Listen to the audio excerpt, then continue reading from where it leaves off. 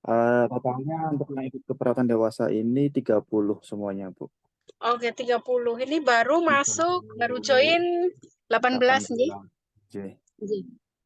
J, nanti silahkan untuk ini nggih dipandu untuk jalannya presentasi, saya mengikuti. Oh, oke. Siap, Bu. Ngaten. Presentasi sudah penyaji sudah siap. Insya Allah siap sih untuk kelompok pertama, Bu. Mudah-mudahan Anjir, kelompok anjir. selanjutnya eh, bisa mengikuti. Anjir, anjir. Oh, J, kita mulai siap. aja, Bu. J, boleh, boleh monggo yang lain agar segera menyusul ngaten. J. Langsung dihandle Mas Danyu, Mas Janu, J. Siap, Bu. J, J. Eh, Assalamualaikum teman-teman semuanya. Selamat sore, salam sejahtera untuk semuanya. Hari ini pada kesempatan ini kita akan melakukan diskusi kelompok untuk materi dari Ibu Galih, yaitu tentang ASKEP. Yang pertama, kelompok pertama ada glukoma, terus selanjutnya ada ASKEP katarak, selanjutnya ada ASKEP otitis, setelah itu vertigo, luka bakar, lalu yang terakhir dermatitis.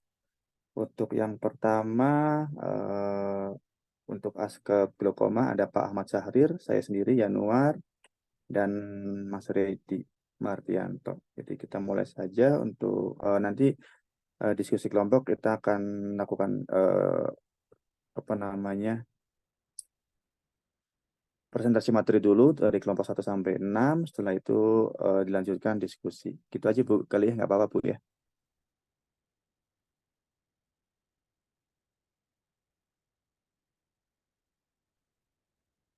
J, Mas Janu, lanjut. Baik, yang pertama saya persilakan kepada diri saya sendiri untuk presentasi untuk aspek koma. Sebentar saya share screen dulu. Oke, sebelum apa namanya mulai presentasi, maaf untuk diskusi kali ini. Nanti setiap kelompok akan diberikan waktu kurang lebih sekitar 15 menit.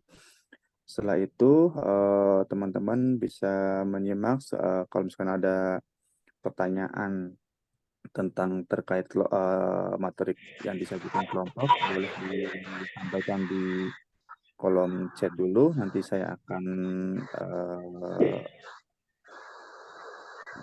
gabung dulu, baru nanti di akhir presentasi kita akan diskusi. Gitu. Terima kasih. Yang pertama, sebentar.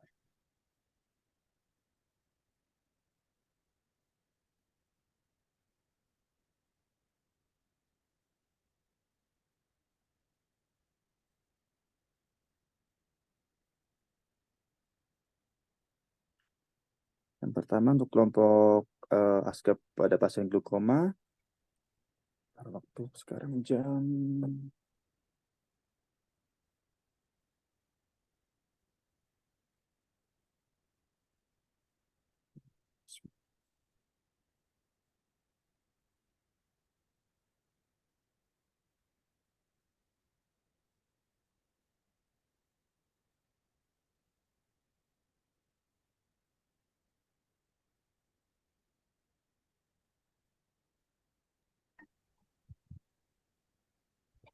Ada kendala kah, Kang Bayano?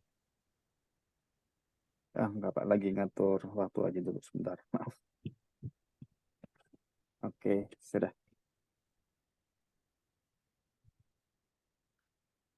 Baik, pada kesempatan kali ini saya dari kelompok ASKEP pasien glukoma terdiri dari Pak Ahmad Syahrir, saya sendiri Yanuar Arisandi, dan Mas Redi Mardiansah.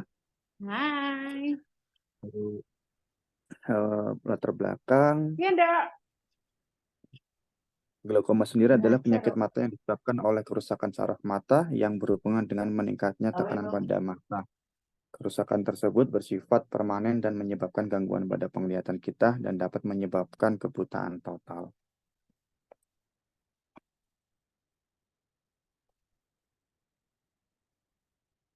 Glaukoma merupakan salah satu penyebab utama kebutaan di dunia, khususnya di Asia. Glukoma sendiri merusak penglihatan secara berlahan sehingga penderita glukoma tidak menyadari kerusakannya sehingga mencapai stadium lanjut.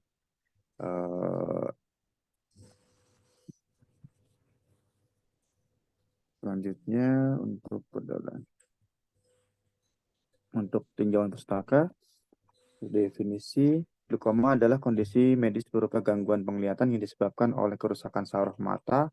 Pada umumnya, kerusakan saraf mata tersebut terjadi karena adanya tekanan tinggi pada bola mata. Namun ada beberapa kasus glukoma yang terjadi walau tekanan pada bola matanya masih dalam batas normal sekalipun. Jika terjadi cukup parah, glukoma adalah kondisi yang bahkan bisa mengakibatkan kebutaan.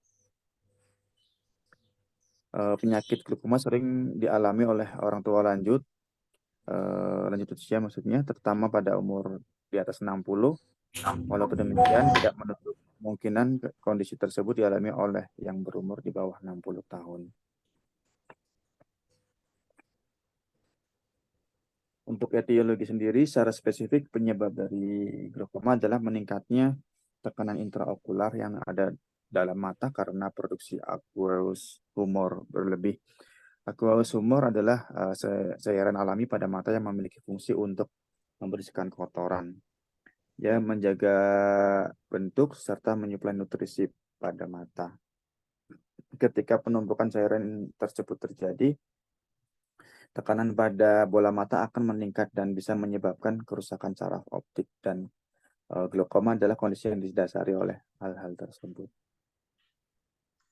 Selain itu, glaukoma dibedakan menjadi beberapa jenis berdasarkan penyebabnya. Yang pertama adalah glaukoma sudut terbuka.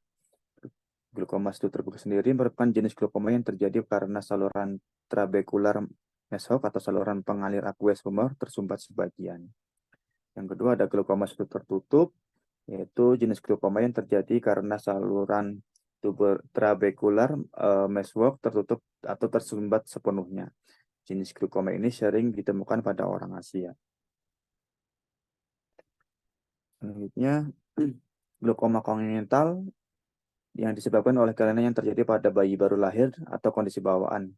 Karena itu, glaukoma kongenital biasa dialami oleh anak-anak. Selanjutnya, glaukoma tekanan normal, yaitu kerusakan saraf mata yang terjadi walaupun tekanan bola matanya dalam batas normal. Biasanya jenis glaukoma ini dipengaruhi oleh hipersensitivitas atau aliran darah yang tidak baik. Yang kedua adalah selanjutnya adalah glaukoma sekunder. Glaukoma sekunder disebabkan oleh komplikasi penyakit lain seperti diabetes atau hipertensi. Atau glaukoma sekunder juga bisa disebabkan oleh konsumsi obat-obatan tertentu. Untuk faktor pendukung dari penyebab ini adalah ada tekanan intraokular. Sejumlah faktor yang terdapat berhubungan dengan timbulnya glaukoma sudut terbuka adalah tekanan bola mata. Jadi nilai batas normal tekanan bola mata dalam populasi biasanya berkisar antara 10 sampai 21 mm Hg. Yang kedua, umur. Faktor pertamanya umur mempunyai peluang yang lebih besar untuk menderita glaukoma sudut terbuka primer. Jadi semakin tinggi umurnya, dia akan semakin besar pula kemungkinan untuk menjadi glaukoma. Yang ketiga ada riwayat keluarga.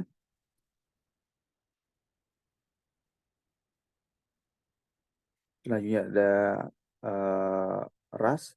Jadi ada sebuah hipotesa menyatakan bahwa ras merupakan faktor risiko terjadinya glaukoma sudut terbuka primer.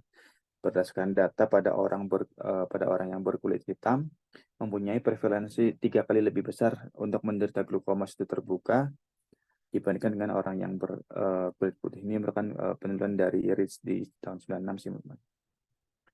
Selanjutnya adalah klasifikasi. Yang pertama adalah glaukoma primer. Glaukoma primer tidak diketahui penyebabnya. Pada glaukoma akut timbul pada mata yang memiliki bakat bawaan berupa sudut bilik depan yang sempit pada kedua mata. Pada glaukoma kronik, yaitu karena keturunan dalam keluarga, DM arteriosklerosis, pemakaian kortikosteroid yang jangka panjang, miopi tinggi dan progresif, dan lainnya. Berdasarkan anatomisnya dibagi menjadi dua, yaitu glaukoma sudut terbuka atau simplex atau kronis. Glaukoma sudut terbuka merupakan bagian terbesar dari glaukoma yang meliputi kedua mata. Timbulnya kejadian dan kelainan berkembang disebut sudut terbuka karena humor aqueousnya mempunyai pintu terbuka ke jaringan trabekularnya. Pengaliran dihambat oleh perubahan degeneratif jaringan trabekular, saluran skelem, dan saluran yang berdekatan. Yang kedua ada glaukoma sudut tertutup atau sudut semut, bisa disebut akut. Disebut sudut tertutup karena ruang anterior secara otomatis menyempit sehingga iris terdorong ke depan, menempel ke jaringan trabekular dan menghambat humor aqueous mengalir ke saluran skelem.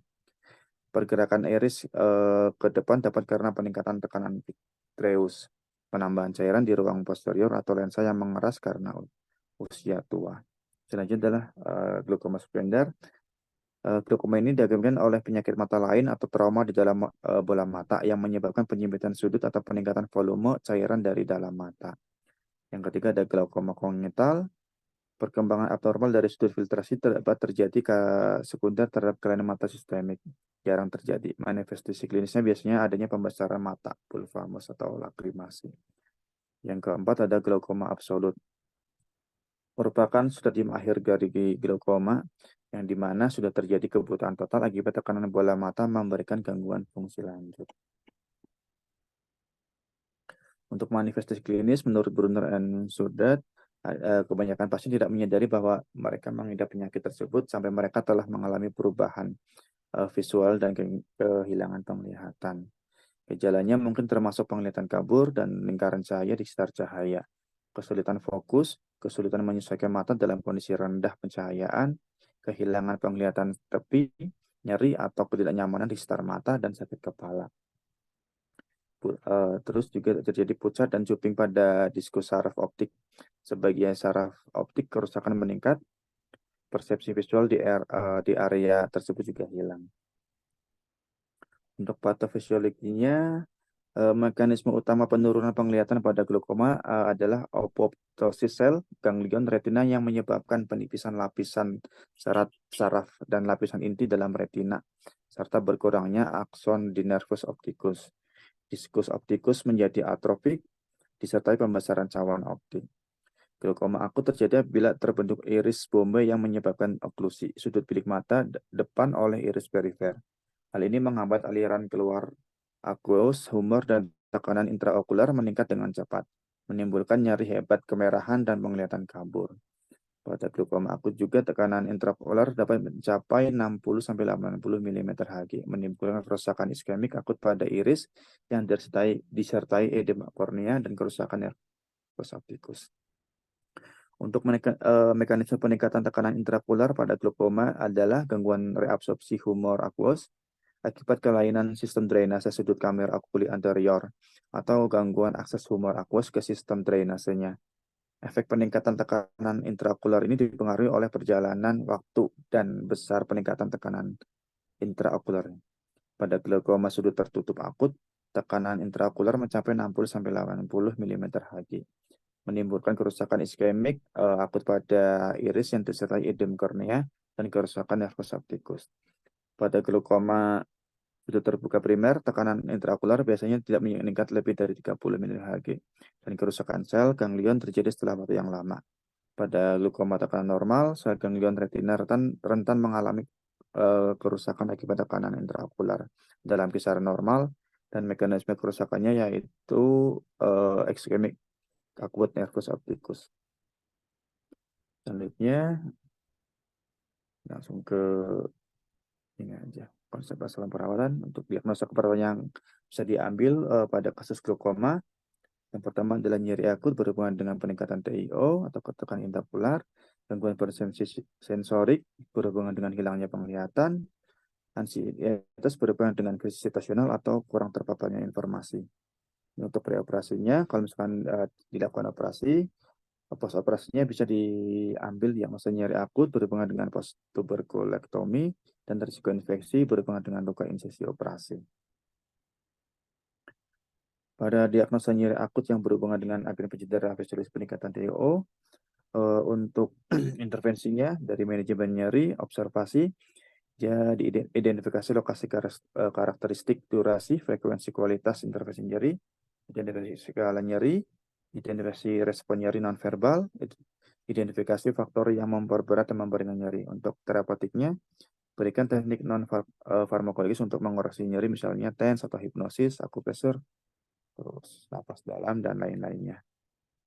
Untuk kontrol lingkungan yang memperbesar rasa nyeri, seperti suhu ruangan, pencahayaan, dan kebisingan, fasilitasi istirahat dan tidur, pertimbangkan jenis dan sumber nyeri dalam pemilihan strategi meredakan nyeri. Untuk edukasi, jelaskan penyebab, periode, dan pemicu nyeri, jelaskan strategi nyerinya, dan juga memonitor nyeri secara mandiri. Anjurkan menggunakan analgesia secara tepat.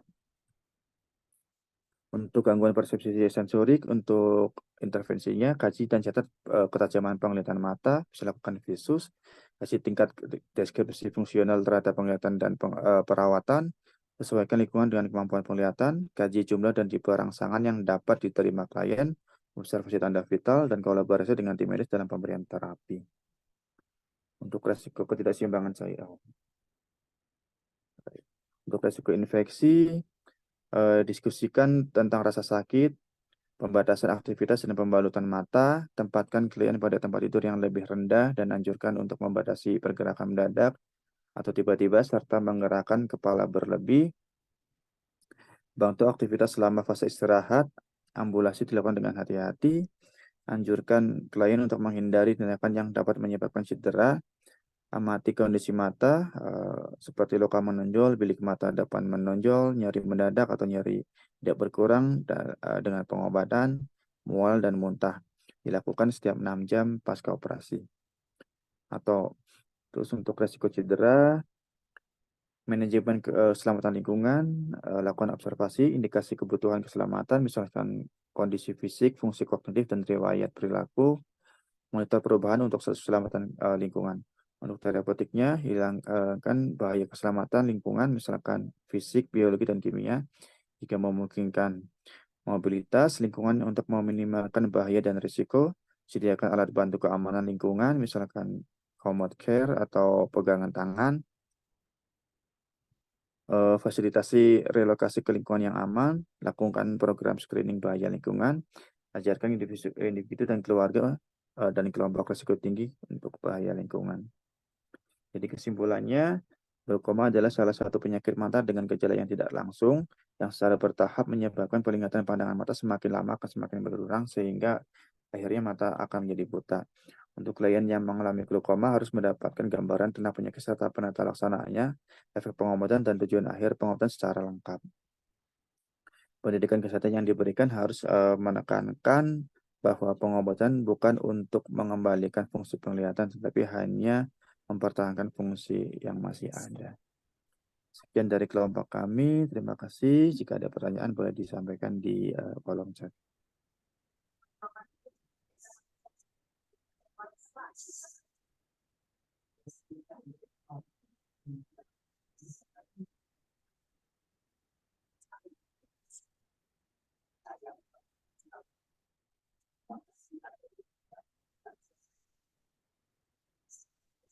Untuk selanjutnya dari kelompok Nasdaq Katarak, waktu dan tempat kami persilakan. Udah gabung tuh kemarin tuh sampai materi yang Pancadharma itu kemarin.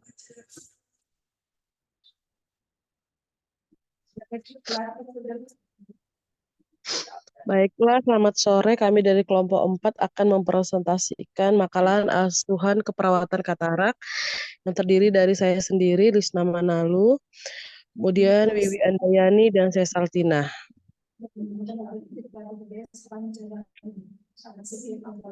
Mbak Wi, latar belakang.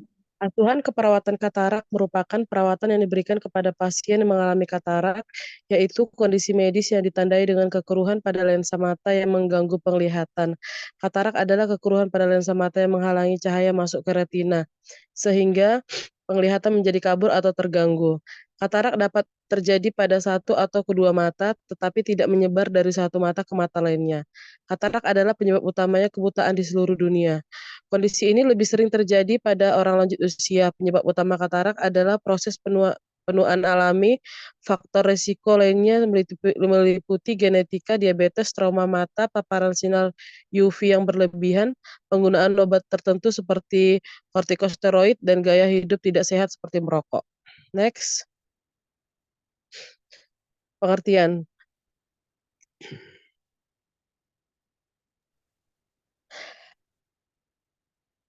Pengertian katarak sendiri adalah suatu keadaan di mana lensa mata yang biasanya jernih dan bening menjadi keruh. Katarak berasal dari kata Yunani yaitu kata rakta yang berarti air terjun. Pasien katarak melihat seakan tertutup air terjun di matanya. Seorang yang mengidap katarak akan melihat benda seperti tutupi kabut. Katarak adalah kekeruhan lensa mata atau kapsul lensa yang mengubah gambaran yang diproyeksikan pada retina. Katarak merupakan penyebab umum kehilangan pandangan secara bertahap. Next. Adapun anatomi fisiologinya dari mata yaitu anatomi fisiologi.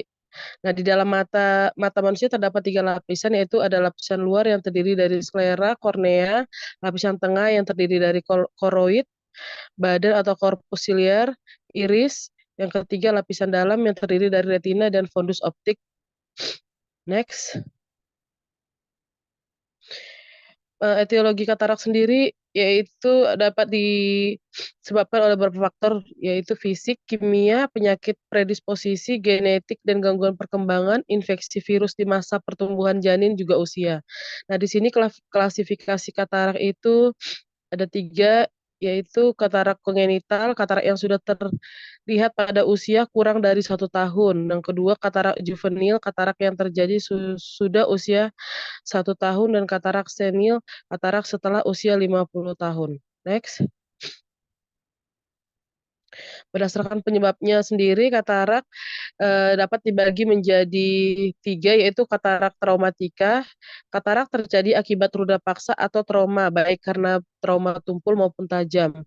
Yang kedua, katarak toksika merupakan katarak yang terjadi akibat adanya pajanan dengan bahan kimia tertentu. Yang ketiga, katarak komplikata. Katarak terjadi akibat adanya pajanan dengan bahan kimia tertentu. Selain itu, katarak ini juga dapat terjadi karena penggunaan obat seperti diabetes mellitus. Next. Nah, berdasarkan stadium itu bedakan menjadi 4, yaitu yang pertama katarak insipient, merupakan stadium awal katarak, yaitu kekeruhan lensa yang masih berbentuk bercak-bercak kekeruhan yang tidak teratur.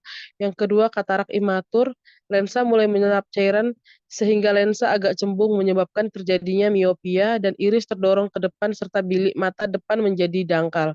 Yang ketiga, katarak matur, merupakan proses degenerasi lanjut lensa. Pada stadium ini terjadi kekeruhan lensa. Dan keempat adalah katarak hipermatur. Pada stadium ini terjadi proses degenerasi lanjut lensa dan korteks lensa dapat mencair sehingga nukleus lensa tenggelam di dalam korteks lensa. Baik, saya akan melanjutkan perihal patofisiologi. Sementara saya stop dulu ya.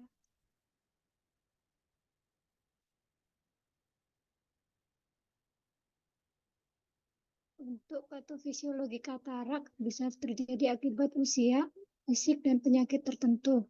Dari usia terjadi di mana lapisan luar lensa mencair, nukleus mengalami perubahan warna menjadi coklat kekuningan, penumpukan cairan kapsul lensa pecah. Akibat dari benda kimia mengakibatkan reaksi oksidasi pada lensa sehingga mengakibatkan kekeruhan pada lensa. Akibat fisik, hilangnya transparasi mengakibatkan penglihatan mengalami distorsi, perubahan protein dan senyawa pada lensa, koagulasi. Kemudian akibat penyakit tertentu seperti diabetes terjadi viskositas darah meningkat, penyumbatan pembuluh darah pada mata, suplai O2 pada mata menurun, kematian cairan dan pada lansia. Sehingga semua itu mengakibatkan katarak. Apabila dilakukan operasi maka akan muncul diagnosa ansietas berhubungan dengan tindakan setelah dilakukan tindakan operasi, tindakan pemberian dengan mengganti lensa, terjadi luka pasca operasi, tindakan operasi resiko infeksi, nyeri akut. Apabila katarak menghambat jalannya cahaya ke kornea mata, maka akan terjadi bayangan semu yang sampai ke retina sehingga sensitivitas dan ketajaman mata menurun, otak menginterpretasikan banyak berkabut, pandangan kabur, sensitivitas dengan cahaya sehingga mengakibatkan resiko cedera dan gangguan persepsi sensori penglihatan.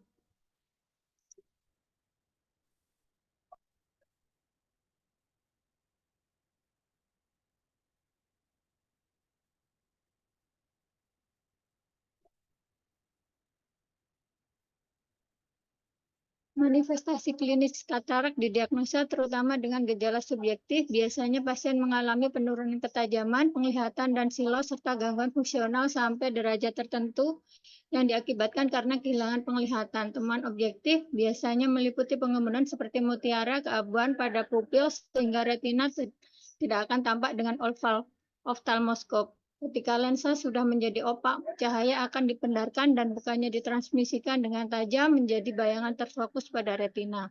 Hasilnya adalah pandangan kabur atau redup, menyilaukan dan menjengkelkan dengan distorsi bayangan dan susah melihat di malam hari. Pupil yang normalnya hitam akan tampak kekuningan, abu-abu, atau putih. Katarak biasanya terjadi bertahap selama bertahun-tahun. Dan ketika katarak sudah sangat memburuk, lensa koreksi yang lebih kuat pun tak akan mampu memperbaiki penglihatan. Komplikasi katarak adapun komplikasi yang umumnya terjadi pada pasien yang mengalami penyakit katarak adalah sebagai berikut. Yang pertama yaitu uveitis, terjadi karena massa lensa merupakan benda asing untuk jaringan UVA sehingga menimbulkan reaksi radang atau alergi. Yang kedua, glaukoma, terjadi karena massa lensa menyumbat sudut bilik mata sehingga mengganggu aliran cairan bilik mata depan. Pemeriksaan diagnostik dengan cara pertama uji mata, kedua keratometri, ketiga pemeriksaan lampu slit dan oftalmoskopis, yang keempat scan ultrasound atau ekografi, kelima hitung sel endotel yang sangat berguna sebagai alat diagnostik khususnya bila dipertimbangkan akan dilakukan pembedahan, yang keenam darah putih di bawah 10.000 normal. Penata laksanaan. Bila penglihatan dapat dikoreksi dengan dilator pupil dan refraksi kuat, maka sampai ke titik di mana pasien melakukan aktivitas hidup sehari-hari, maka penanganannya biasanya konservatif. Pembedahan diindikasikan bagi mereka yang memerlukan penglihatan akut untuk bekerja ataupun keamanan. Ada dua macam teknik pembedahan tersedia untuk pengangkatan katarak, ekstraksi intrakapsuler dan ekstrakapsuler. Indikasi intervensi bedah adalah hilangnya penglihatan yang mempengaruhi aktivitas normal pasien atau katarak yang menyebabkan glaukoma atau mempengaruhi diagnosis dan terapi gangguan okuler lain seperti retinopati diabetika. Untuk asuhan keperawatan, yang pertama yaitu kaji aktivitas istirahat. Gejalanya yaitu perubahan aktivitas biasanya bisa hubungan dengan gangguan penglihatan. Yang kedua, makanan atau cairan gejalanya yaitu mual muntah, glaukoma akut. Neurosensori gejalanya gangguan penglihatan, kabur tak jelas, sinar terang menyebabkan silau dengan kehilangan bertahap penglihatan perifer, kesulitan memfokus kerja dengan dekat atau merasa di ruang gelap. Katarak. Keempat, nyeri atau keamanan gejala yaitu ketidaknyamanan ringan atau mata berair, glaukoma kronis, nyeri tiba-tiba atau berat menetap atau tekanan pada dan sekitar mata, sakit kepala, glaukoma akut. Lakukan penyuluhan dan pembelajaran. Diagnosa keperawatan sesuai dengan DKI, gangguan persepsi sensori, penglihatan berhubungan dengan gangguan penglihatan atau pandangan kabur. Kedua, risiko cedera berhubungan dengan fungsi sensori, sensitif dengan cahaya, ansietas berhubungan dengan krisis situasional atau operasi, risiko infeksi berhubungan dengan efek prosedur invasif. Yang kelima, nyeri akut berhubungan dengan agen pencedera fisik. Untuk intervensi keperawatan akan dilanjutkan oleh Ibu Cesaltina, silakan. Intervensi keperawatan yang terdiri dari, sebentar ini ada gangguan. Layar, ya. Diagnosa menurut SDKI, 1. Gangguan persepsi sensorik berhubungan dengan gangguan penglihatan.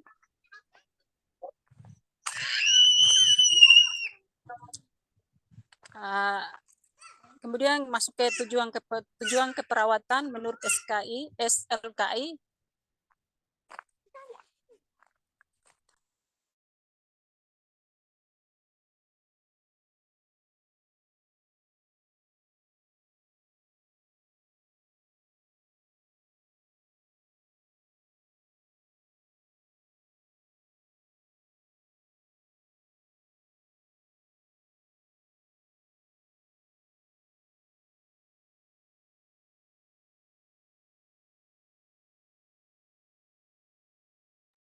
Baik, akan saya lanjutkan.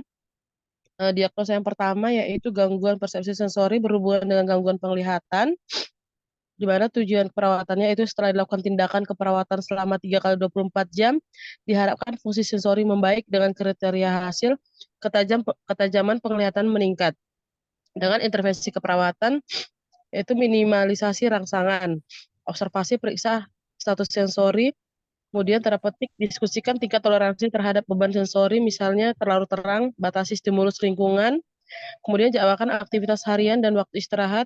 Dan keempat, kombinasikan prosedur atau tindakan dalam satu waktu sesuai kebutuhan.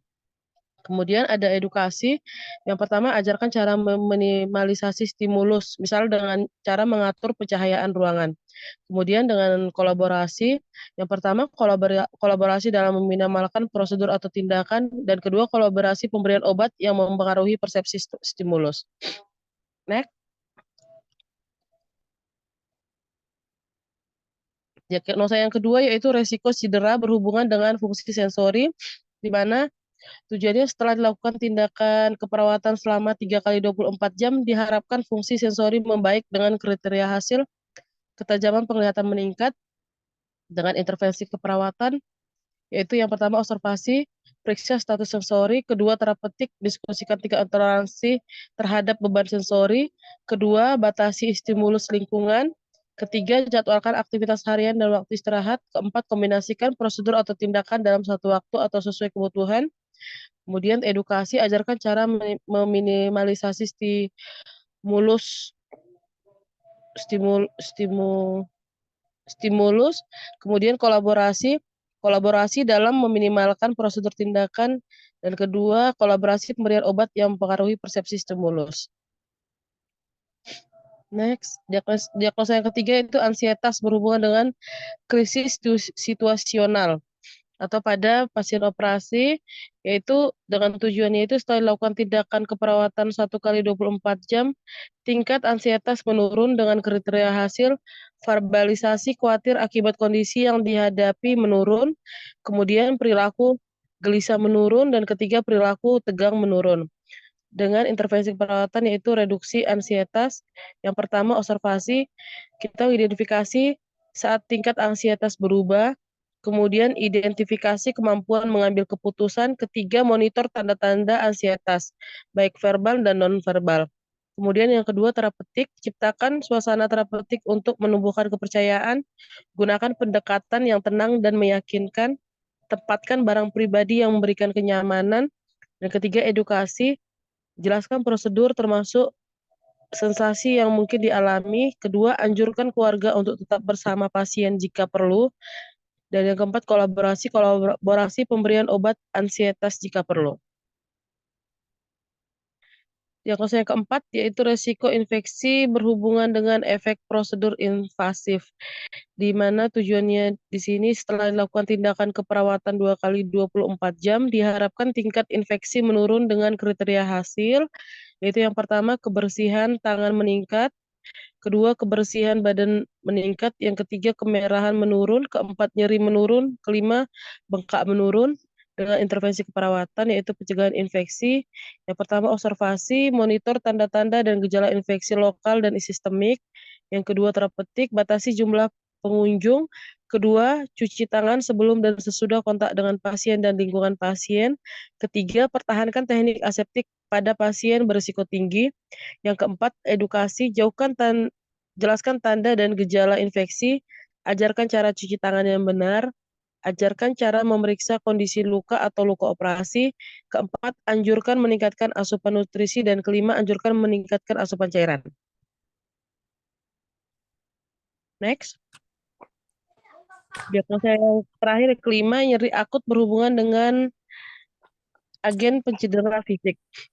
Di mana tujuannya di sini setelah dilakukan tindakan keperawatan 2 kali 24 jam, diharapkan tingkat nyeri menurun dengan kriteria hasil. Yang pertama kemampuan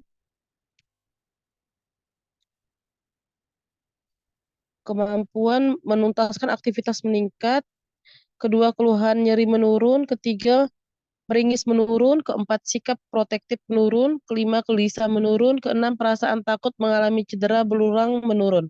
Dengan intervensi keperawatan yaitu manajemen nyeri, yang pertama ada observasi, identifikasi lokasi, karakteristik, durasi, frekuensi, kualitas, dan intensitas nyeri, yang kedua identifikasi skala nyeri, ketiga identifikasi respon nyeri nonverbal, keempat identifikasi faktor yang memperberat dan memperingan nyeri, kelima identifikasi pengetahuan dan keyakinan tentang nyeri, keenam monitor keberhasilan terapi komplementer yang sudah diberikan, ketujuh monitor efek samping penggunaan analgesik, yang kedua terapeutik, berikan teknik non-farmakologi untuk mengurangi rasa nyeri. Kedua, kontrol lingkungan yang memperberat rasa nyeri. Tiga, fasilitasi istirahat dan tidur. Yang ketiga, ada edukasi menjelaskan penyebab, periode, dan pemicu nyeri. Yang kedua, menjelaskan strategi meredakan nyeri. Dan yang terakhir, kolaborasi pemberian analgetik jika diperlukan. Baiklah, cukup sekian dari kami kelompok 4 tentang makalah katarak. Baik, terima kasih untuk Bu Lisna, Bu Wik, dan Bu Cesaldina untuk presentasinya. Bagi teman-teman yang ada pertanyaan untuk kelompok katarak, silakan ditampung dulu di kolom chat atau nanti disampaikan di sesi diskusi. Untuk selanjutnya, kelompok ASKAP otitis, waktu dan tempat saya persilakan.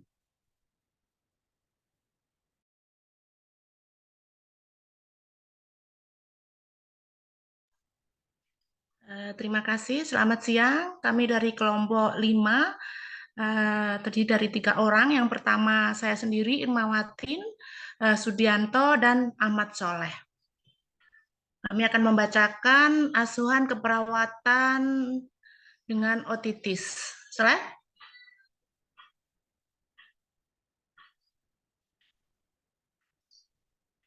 Latar belakang, otitis adalah peradangan infeksi yang terjadi pada telinga. Terdapat beberapa tipe dari otitis, yaitu otitis internal, yaitu radang telinga luar, otitis media, radang telinga tengah, dan otitis internal, radang telinga dalam. Otitis media lebih sering dialami oleh anak-anak dibandingkan orang dewasa. Insiden puncak terjadi pada anak usia 6-36 tahun dan 4 dengan 6 tahun. Di Indonesia merupakan salah satu negara berkembang yang memiliki angka prevalensi OMSK sebanyak 3,1% dan seluruh jumlah penduduk berdasarkan kategori usia kejadian OMSK tertinggi pada kelompok usia kurang dari 10 tahun dengan angka prevalensi mencapai 34,8. Slide.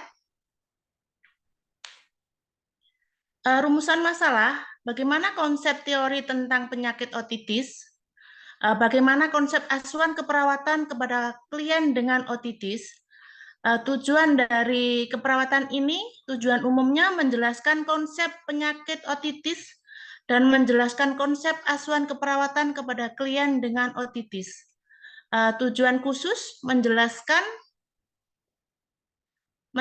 konsep dari penyakit otitis, menjelaskan konsep dari asuhan keperawatan pada klien dengan otitis. Slide. Konsep dasar teori, otitis adalah peradangan infeksi yang terjadi pada telinga. Terdapat beberapa tipe dari otitis, yaitu otitis eksterna, radang telinga luar, otitis media, radang telinga tengah, dan otitis internal, radang telinga dalam. Otitis terdiri dari bagian besar, yaitu otitis interna, otitis media, otitis interna. Anatomi telinga, telinga dibagi menjadi 3 bagian, yaitu telinga luar, telinga tengah, dan telinga dalam. Slide. Fisiologi pendengaran, proses mendengar di awal dengan ditangkapnya energi bunyi oleh daun telinga dalam bentuk gelombang yang dialirkan melalui udara atau telinga ke kolea. Getaran tersebut menggetarkan membrane timpani, diteruskan ke telinga tengah melalui tulang-tulang pendengaran untuk diaplikasikan. Proses depolarasi sel rambut dan terjadi pelepasan neurotransmitter ke dalam sinapsis yang akan menimbulkan potensial aksi pada saraf auditorius, lalu dilanjutkan ke nukleus auditorius sampai ke korteks pendengaran di lobus temporalis. Slide. Etiologi, yang pertama otitis eksternal, telinga yang sering kemasukan air akan menjadi basah dan lembab, sehingga memudahkan bakteri atau jamur untuk lebih mudah berkembang biak ke liang telinga. Selain karena liang telinga yang sering basah, otitis eksternal juga bisa disebabkan oleh hal lain seperti terlalu sering atau terlalu kuat membersihkan telinga, luka atau cedera, kemasukan benda asing, atau masalah pada kulit telinga, misalnya kulit kering atau eksim. Otitis media, radang akut telinga tengah yang terjadi terutama pada bayi atau anak yang biasanya didahului oleh infeksi saluran napas bagian atas. Otitis eksternal, gangguan pada telinga ini dapat terjadi akibat otitis media yang tidak diobati dan infeksi virus atau bakteri di telinga. Slide.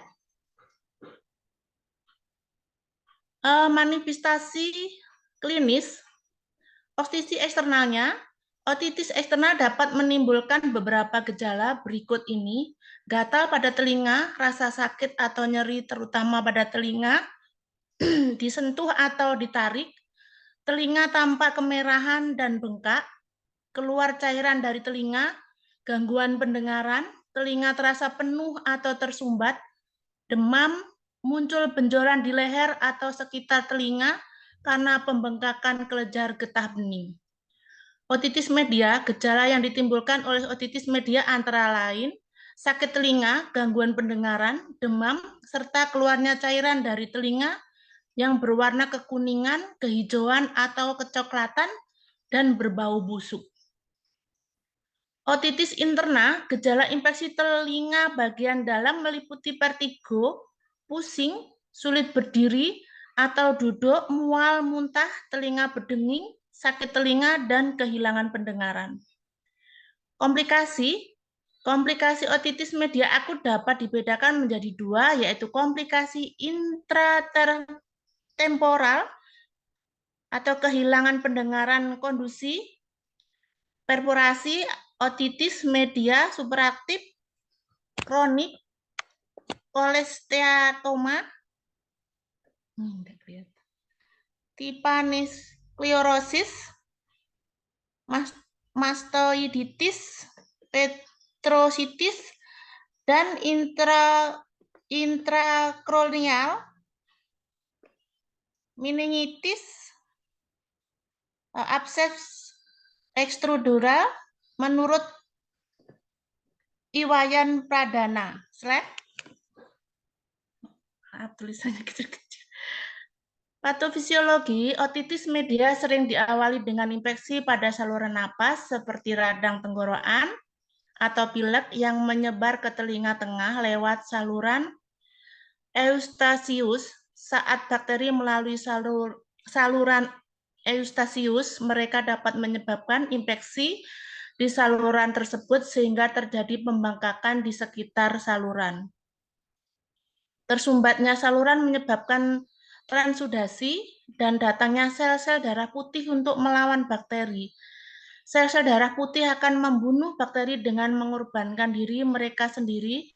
Sebagai hasilnya terbentuklah nanah dalam telinga tengah. Selain itu, pembengkakan jaringan sekitar saluran Eustasius menyebabkan lendir yang dihasilkan sel-sel di telinga tengah terkumpul di belakang gendang telinga. Nah, jika lendir dan nanah bertambah banyak, pendengaran dapat terganggu karena gendang telinga dan tulang-tulang kecil penghubung gendang telinga dengan organ pendengaran di telinga dalam tidak dapat bergerak bebas. Selain itu, telinga juga akan terasa nyeri. Slide. Gangguan ventilasi telinga tengah ini disertai oleh terkumpulnya cairan eksudat dan transudat dalam telinga tengah. Akibatnya telinga tengah menjadi sangat rentan terhadap infeksi bakteri yang datang langsung dari nasofaring.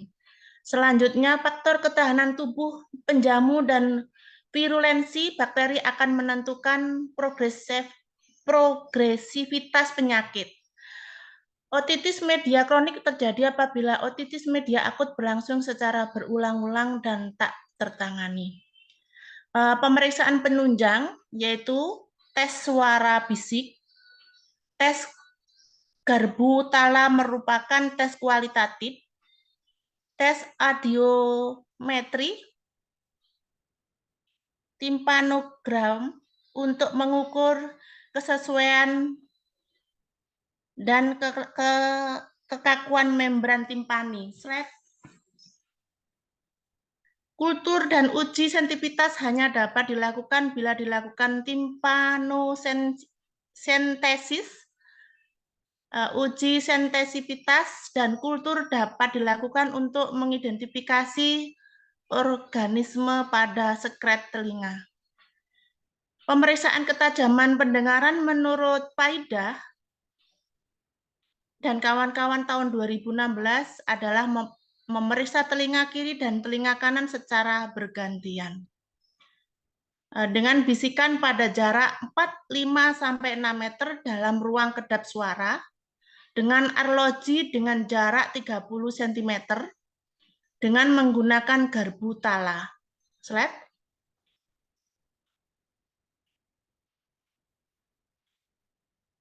Pada penata laksanaannya medis untuk menghindari komplikasi dan dampak yang lebih serius, maka diperlukan pengobatan otitis antara lain, yaitu antibiotik, pengobatan sumber infeksi di rongga hidung dan sekitarnya, perawatan pada otitis dengan perhidoral 3% dan tetes telinga klorampenikol 1-2%, pengobatan alergi bila ada riwayat. Pada stadium kering dilakukan miringoplastik. Slide. Konsep asuhan keperawatan teoritis. Yang pertama, pengkajian. Pengkajian meliputi riwayat penyakit, yaitu riwayat penyakit sekarang, riwayat penyakit lalu, riwayat keluarga.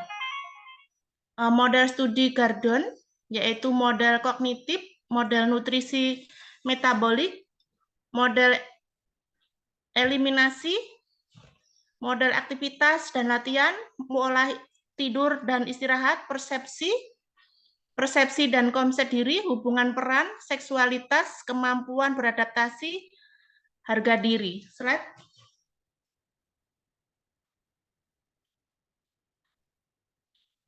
Pemeriksaan fisik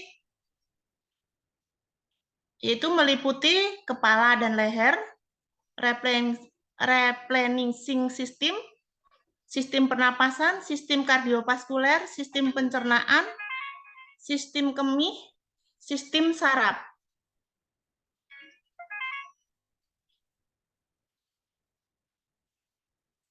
Diagnosa keperawatan itu meliputi hipertermi berhubungan dengan proses inflamasi ditandai dengan suhu tubuh pasien meningkat. Yang kedua, gangguan persepsi sensorik pendengaran berhubungan dengan penumpukan pus sehingga gendang telinga dan tulang-tulang kecil berhubungan dengan gendang telinga dengan organ pendengaran di telinga dalam tidak dapat bergerak bebas ditandai dengan pasien mengalami gangguan pendengaran. Gangguan citra tubuh berhubungan dengan penurunan fungsi pendengaran ditandai dengan penolakan terhadap berbagai perubahan aktual. Slide. Izin Mbak Ir langsung ke ASCEP aja, biar singkat. Ya.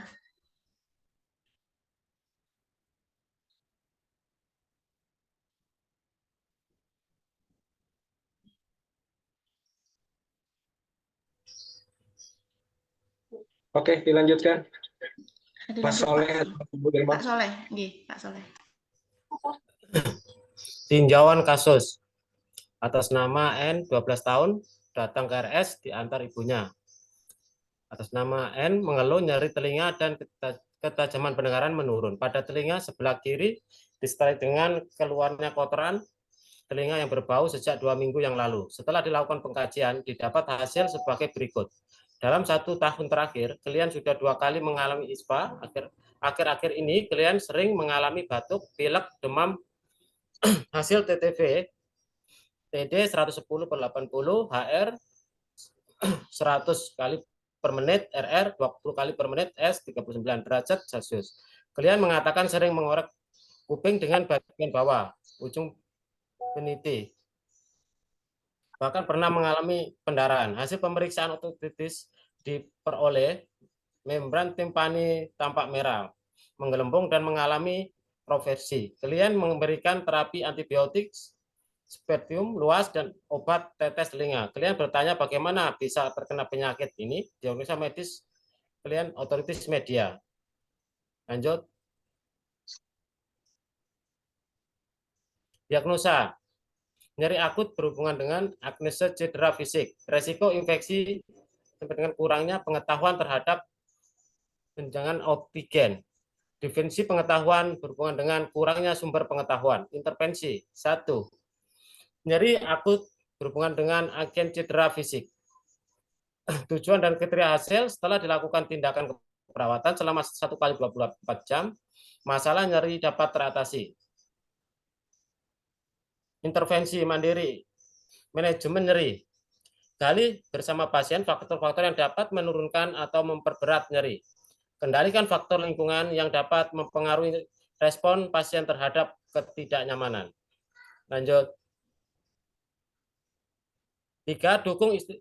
Dukung istirahat yang adekuat untuk menurunkan nyeri. Kolaborasi dengan dokter untuk memilih dan mengimplementasikan tindakan penurunan nyeri dalam kurung obat analgesik.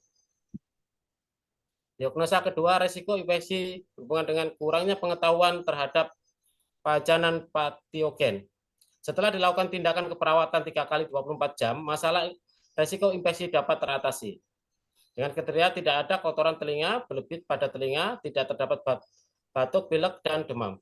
Membran timpani tidak merah, menggelembung, dan tidak mengalami proversi. Hasil TTV 39 derajat. Intervensi perawatan telinga, monitoring fungsi auditor, monitoring struktur anatomi telinga untuk tanda-tanda dan gejala infeksi. Lakukan tes pendengaran dengan tepat, bersihkan telinga luar menggunakan wall swab.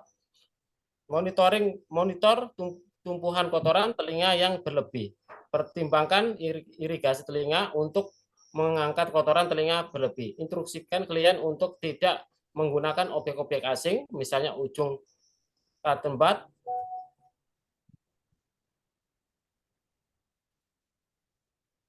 jepit rambut, dan benda-benda lain. Yang ketiga, definisi pengetahuan berhubungan dengan sumber pengetahuan. Setelah dilakukan tindakan keperawatan selama 1 kali 24 jam, masalah definisi pengetahuan dapat teratasi dengan kriteria. Kalian mengetahui mengapa bisa ketajaman pendengarannya menurun. Kalian memahami cara perawatan telinga yang benar. Intervensi perawat menjelaskan cara perawatan telinga yang benar, anjurkan klien untuk tidak menggunakan benda asing atau tajam ke telinga, jelaskan pada pasien dan keluarga bagaimana penyakit otitis media dapat terjadi. Lanjut. Kesimpulan, otitis adalah radang pada telinga, baik akut maupun kronik yang disebabkan bakteri, jamur, alergi, atau virus yang sulit dibedakan. Otitis dapat diklasifikasikan menjadi 3, yaitu otitis eksternal, otitis media, dan otitis internal. Tindakan yang harus dilakukan untuk mencegah agar jangan sampai terjadi otitis adalah liang telinga harus selalu bersih, jangan membersihkan telinga dengan menggunakan benda tajam atau kotoran, hingga hindari benda-benda asing yang masuk ke telinga, hindari telinga saat mandi dengan menggunakan tutup telinga. Yang sering terjadi adalah otitis media. Anak-anak sangat rentan terkena otitis media akut atau OMA karena bentuk anatomi tuba eustachiusnya. 2/3 dari semua anak mengalami episode otitis media akut pada 3 tahun pertama kehidupan. Infeksi saluran pernafasan atas ISPA merupakan salah satu faktor paling sering menyebabkan otitis media akut atau OMA pada anak. Saran, konsep asuhan keperawatan otitis harus dipelajari secara sungguh karena sangat berguna bagi pedoman untuk melakukan asuhan keperawatan pada pasien otitis di fasilitas pelayanan kesehatan. Lanjut. Sekian dan terima kasih dari kelompok kami.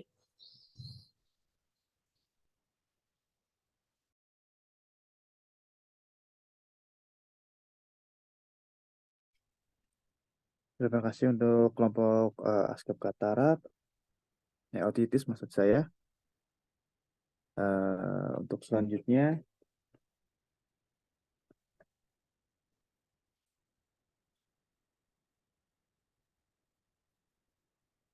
untuk kelompok ASKEP Vertigo, waktu dan tempat saya persilakan. Untuk teman-teman yang ada pertanyaan kepada ASKEP Katarak atau otitis, boleh disampaikan di kolom chat dulu. Terima kasih.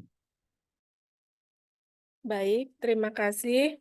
Untuk selanjutnya kelompok 6 yaitu asuhan keperawatan vertigo terdiri dari satu Pak Kristomi, kemudian Ibu Christine Natalia, dan saya sendiri Musriah. Kelihatan ya slide-nya ya? Kelihatan. Latar belakang. Vertigo berasal dari bahasa Latin verter yang berarti Bu. berputar. Vertigo merujuk pada sensasi atau rasa berputar-putar yang dirasakan oleh penderitanya sehingga keseimbangannya terganggu. Definisi vertigo juga disebutkan sebagai sensasi gerak ilusi diri atau lingkungan tanpa adanya gerakan yang sebenarnya.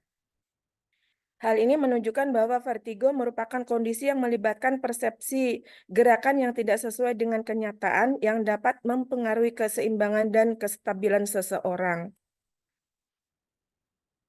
Definisi vertigo sering dinyatakan sebagai sensasi pusing, sempoyongan, perasaan seperti melayang dan tubuh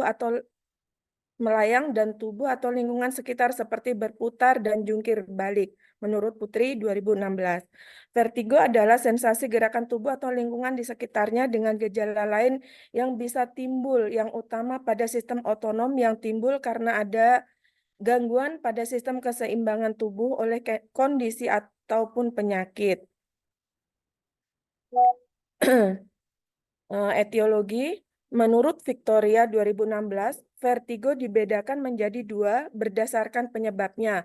Vertigo perifer berhubungan dengan gejala patologis pada telinga, sedangkan vertigo sentral disebabkan oleh gangguan vaskuler. Kemudian patofisiologi, penyebab pasti dari gejala ini belum diketahui menurut Sutarni 2016. Ada beberapa teori diantaranya yaitu yang pertama teori rangsangan berlebihan. Teori ini didasarkan pada asumsi bahwa stimulasi yang berlebih akan mengakibatkan hiperemi kanalis semisirkularis sehingga fungsinya yang akan mengalami gangguan. Kemudian yang kedua yaitu teori konflik sensoris.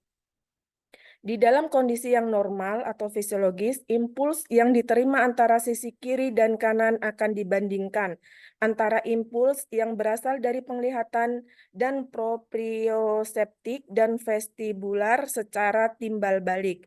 Pengolahan informasi berjalan secara reflektoris melalui proses normal dan hasil akhirnya adalah penyesuaian otot-otot yang menggerakkan tubuh atau menopang tubuh dan otot yang menggerakkan bola mata. Atau menurut Perhimpunan Dokter Spesialis Saraf Indonesia 2016. Kemudian manifestasi klinis. Vertigo dibedakan menjadi dua, sistemik dan non-sistemik. Gejala vertigo menurut Yusuf dan Wahidi 2016 yaitu yang pertama vertigo sistemik.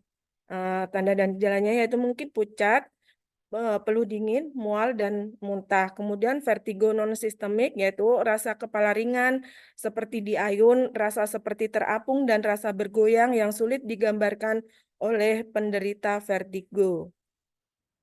Kemudian pemeriksaan diagnostik, Menurut Perhimpunan Dokter Spesialis Saraf Indonesia 2016, pemeriksaan yang bisa dilakukan yaitu yang pertama pemeriksaan darah lengkap. Pemeriksaan darah ini dapat menggambarkan kondisi kesehatan.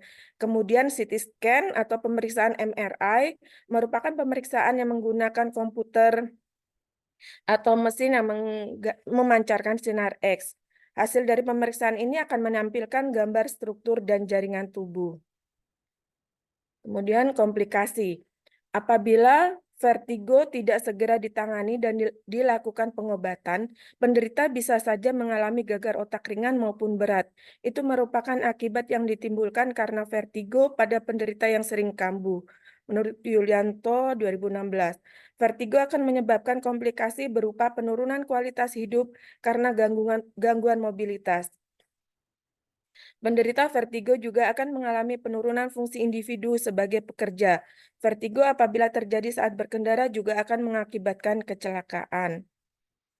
Penata laksanaan, tujuan dari pengobatan vertigo yaitu menghilangkan gejala vertigo, mengontrol gejala neurovegetatif dan psikoafektif, juga akan meningkatkan sistem vestibular menurut Pradanying dan Widyastuti 2017. Kemudian penata laksanaan vertigo non-medikasi yaitu yang pertama manuver Epley, yang kedua prosedur Simon, kemudian yang ketiga manuver Lambert Rule, yang keempat latihan Branderov. Karena penyebab dari vertigo beragam, tidak jarang dilakukan pengobatan simptomatik. Pada sebagian besar kasus, setelah beberapa minggu, terapi bisa dihentikan. Obat-obat yang dapat sering digunakan yang pertama yaitu antikolinergik, antihistamin, benzodiazepin, kemudian kalsium antagonis. Ini pathway-nya. Kemudian akan dilanjutkan oleh Saudari Christina Natalia. Silakan. Baik, saya lanjutkan. Untuk asuhan keperawatan dimulai dari pengkajian keperawatan.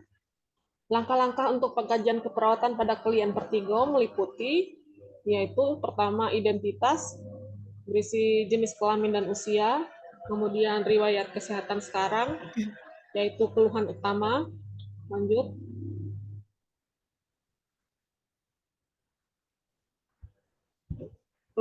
Keluhan utama dan faktor pencetus, kemudian riwayat keluarga, kemudian pola kesehatan fungsional,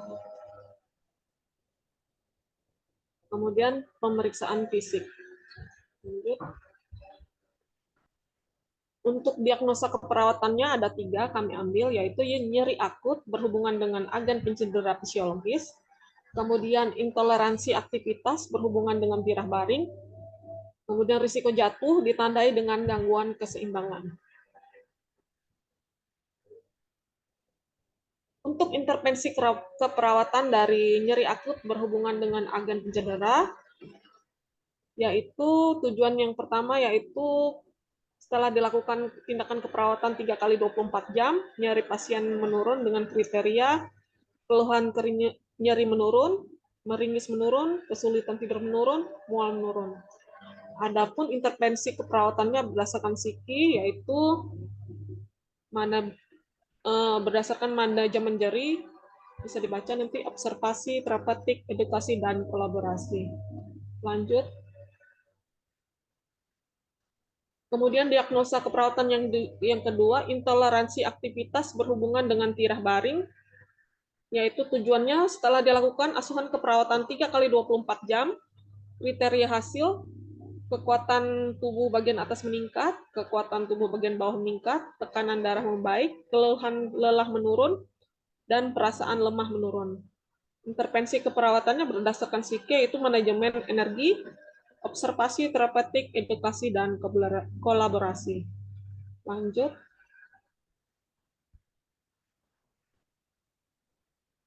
Diagnosa keperawatan yang ketiga yaitu risiko jatuh dengan tujuan dan kriteria hasil, yaitu setelah dilakukan tindakan keperawatan selama 3 kali 24 jam, risiko jatuh menurun dengan kriteria hasil jatuh dari tempat tidur menurun. Untuk intervensi keperawatan berdasarkan psiki, yaitu berdasarkan pencegahan jatuh, yaitu observasi, terapeutik, dan edukasi. Bisa lanjut. Untuk kesimpulannya, vertigo merupakan kondisi yang sering dijumpai dan dapat mempengaruhi keseimbangan tubuh seseorang. Vertigo bukan hanya gejala pusing biasa, melainkan merupakan suatu sindrom yang terdiri dari gejala asmatik dan psikiatrik.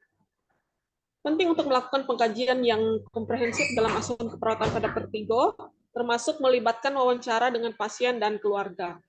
Kemudian sarannya, pentingnya meningkatkan kesadaran masyarakat tentang vertigo sebagai kondisi yang sering dijumpai dan dapat mempengaruhi kualitas hidup seseorang.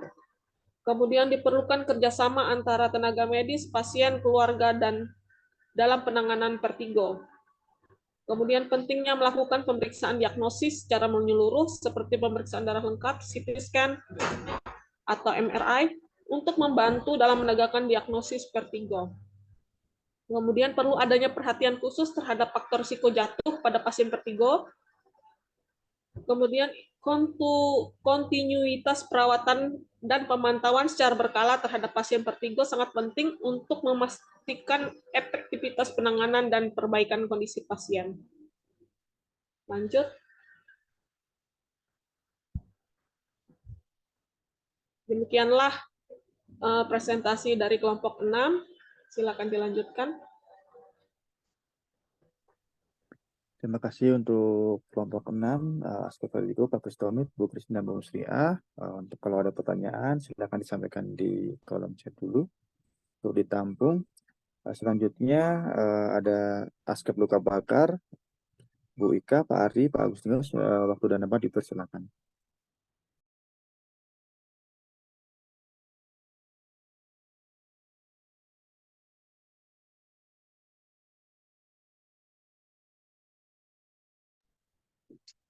Ya, terima kasih. Baik, kami dari kelompok 7 yang beranggotakan Pak Ardi dan saya Ika Hesti sendiri sama Pak Agustin Hu. Untuk share screen nanti akan dilakukan sama Pak Ardi.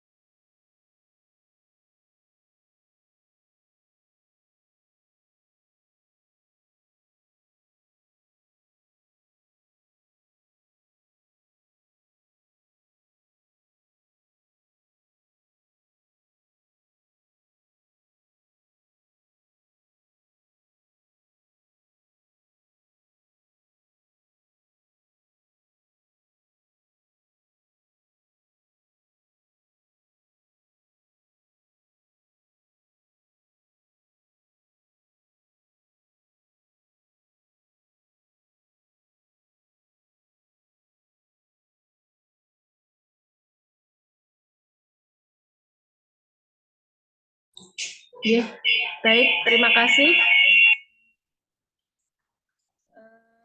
Kami dari kelompok 7 yang beranggotakan Pak Ardiansah, Ika Hesti Nugrahini saya sendiri, dan Pak Agustin Hu. Ini dengan judul asuhan keperawatan pada klien luka bakar. Next. Untuk luka bakar di sini definisinya adalah kerusakan atau kehilangan jaringan yang dapat disebabkan oleh terpaparnya langsung oleh panas, baik api, cairan panas atau uap panas, radiasi listrik, kimia. Luka bakar merupakan jenis trauma yang merusak dan merubah berbagai sistem tubuh. Terus luka bakar adalah luka yang terjadi akibat sentuhan permukaan tubuh dengan benda-benda yang menghasilkan panas, baik secara langsung maupun tidak langsung. Next. Untuk patofisiologinya, luka bakar disebabkan pengalihan energi dari suatu sumber panas kepada tubuh. Panas dapat dipindahkan lewat hantaran atau radio elektromagnetik. Luka bakar dapat dikelompokkan menjadi LB termal, radiasi, atau kimia. Dan patofisiologi yang lain, destruksi jaringan terjadi akibat koagulasi, denaturasi protein, atau ionisasi isi sel. Lanjut. Untuk etiologinya, luka bakar dibagi menjadi beberapa. Yang pertama yaitu luka bakar termal atau yang disebabkan oleh terpaparnya panas dari kontak dengan api, cairan panas atau objek-objek panas yang lainnya. Yang penyebab paling sering yaitu luka bakar yang disebabkan karena terpajan dengan suhu panas seperti terbakar api secara langsung atau terkena permukaan logam yang panas. Luka bakar kimia. Untuk luka bakar kimia ini disebabkan karena kontak jaringan kulit dengan asam atau basa yang sangat kuat. Seperti konsentrasi zat kimia, lama kontaknya dan banyaknya jaringan yang terpapar menentukan luasnya injuri karena zat kimia ini. Terus luka bakar kimia dapat terjadi misalnya karena kontak dengan zat-zat pembersih yang sering digunakan untuk keperluan rumah tangga dan berbagai zat kimia yang digunakan dalam bidang industri, pertanian, dan militer. Lanjut. Luka bakar elektrik ini disebabkan oleh listrik. Panas dari energi listrik yang dihantarkan melalui tubuh. Berat ringannya luka dipengaruhi oleh lamanya kontak, tingginya voltase, dan cara gelombang elektrik itu sampai mengenai tubuh. Terus luka bakar radiasi. Luka bakar radiasi ini disebabkan oleh terpaparnya dengan sumber radioaktif. Tipe injuri ini seringkali berhubungan dengan penggunaan radioion pada industri atau dari sumber radiasi untuk keperluan terapeutik pada dunia kedokteran. Terbakar oleh sinar matahari akibat terpapar yang terlalu lama juga merupakan salah satu tipe luka bakar radiasi. Lanjut. Untuk derajat dan kedalaman luka bakar, di mana untuk derajat 1, ini kedalamannya superficial, kerusakannya di bagian epidermis. Untuk karakteristiknya, kulit menjadi kering, hiperemis, dan nyeri. Terus untuk derajat kedua, dangkal, yaitu kedalamannya superficial, kedalaman parsial. Untuk kerusakannya sampai dengan epidermis dan sepertiga bagian superficial dermis. Untuk karakternya terbentuk gula dan terasa nyeri.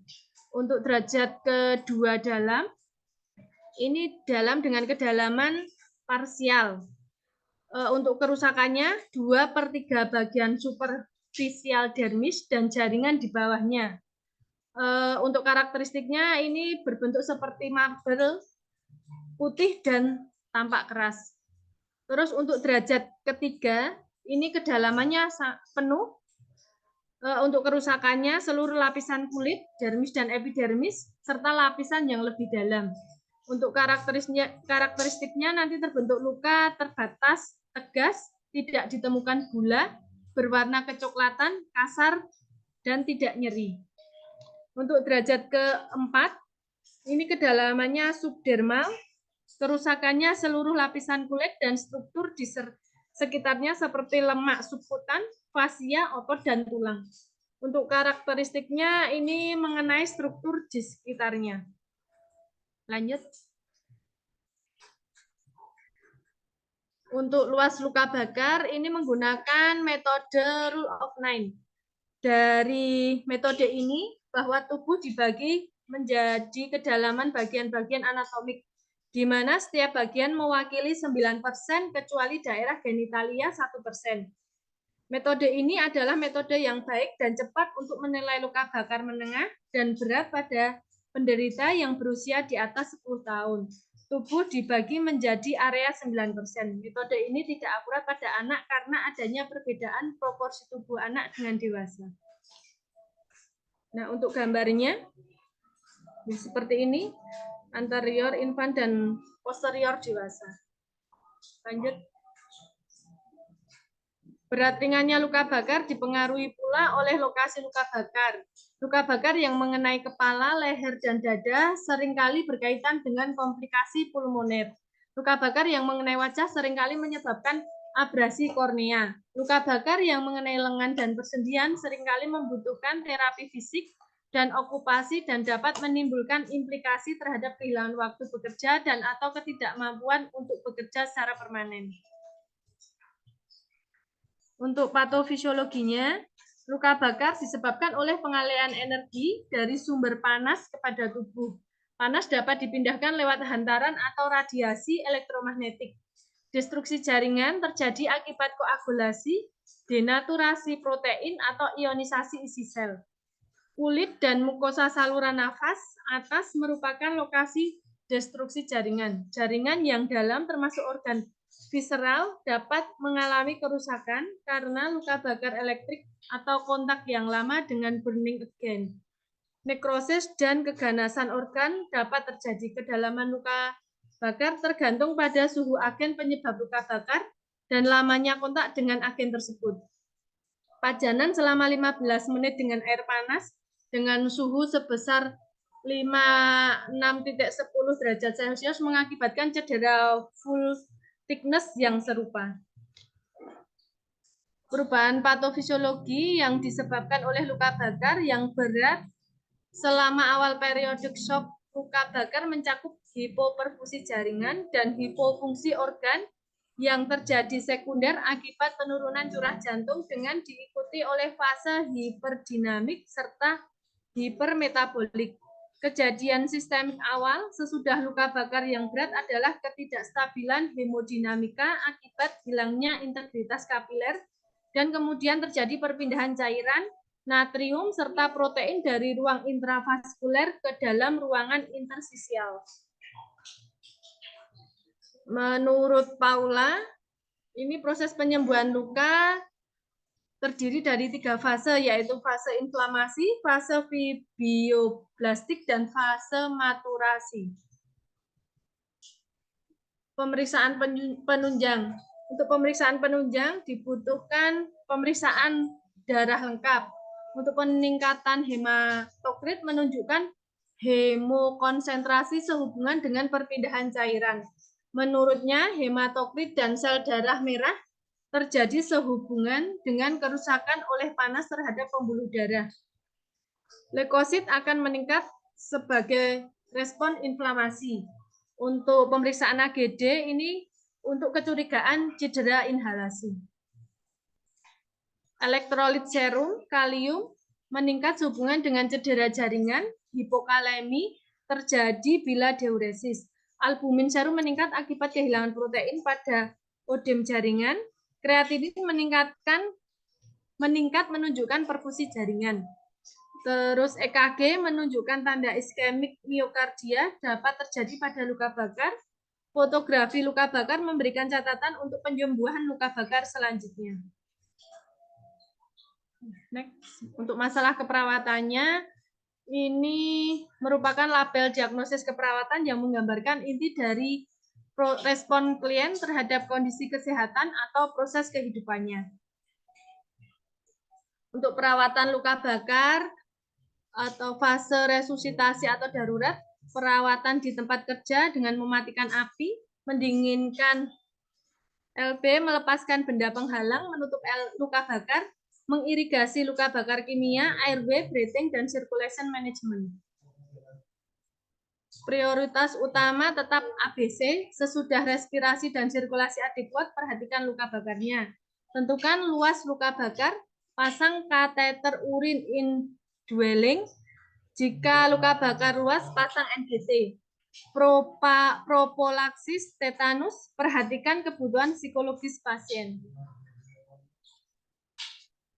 Untuk penggantian cairan, kebutuhan cairan yang diproyeksikan dalam 24 jam pertama dihitung berdasarkan luas luka bakar dengan rumus konsensus 2-4 ml kali kilogram berat badan kali persen luka bakar.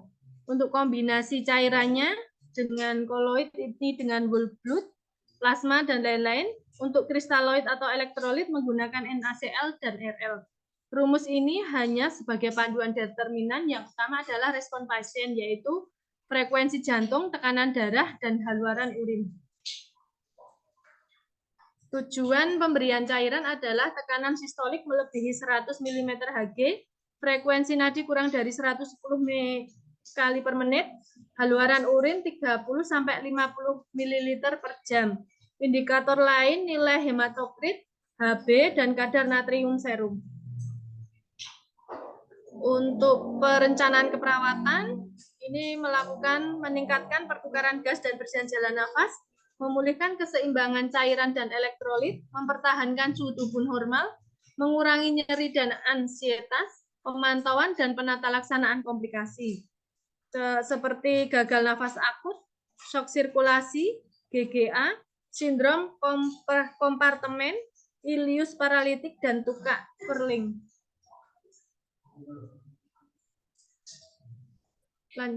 Untuk perawatan luka bakar atau fase akut ini berlangsung setelah fase resusitasi, dimulai 48-72 jam setelah terjadi luka bakar. Perhatian ditunjukkan pada pengkajian dan pemeliharaan status respirasi, sirkulasi, keseimbangan cairan elektrolit, dan prioritas utama pada perawatan luka bakar dan pengendalian nyeri. Luka bakar merupakan luka yang unik, dengan cepat akan didiami bakteri patogen, mengalami eksudasi dengan perembesan sejumlah protein, air, serta elektrolit, dan kerap kali memerlukan pencangkokan.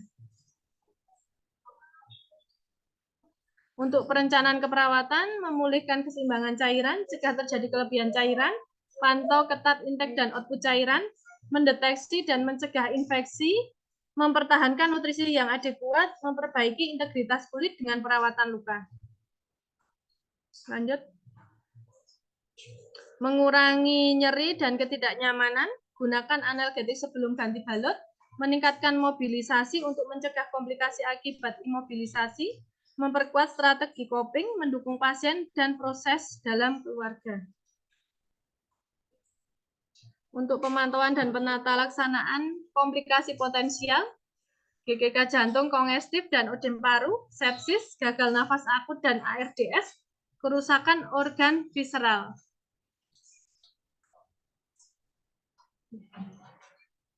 Demikian presentasi ASKEP pada klien dengan luka bakar. Terima kasih.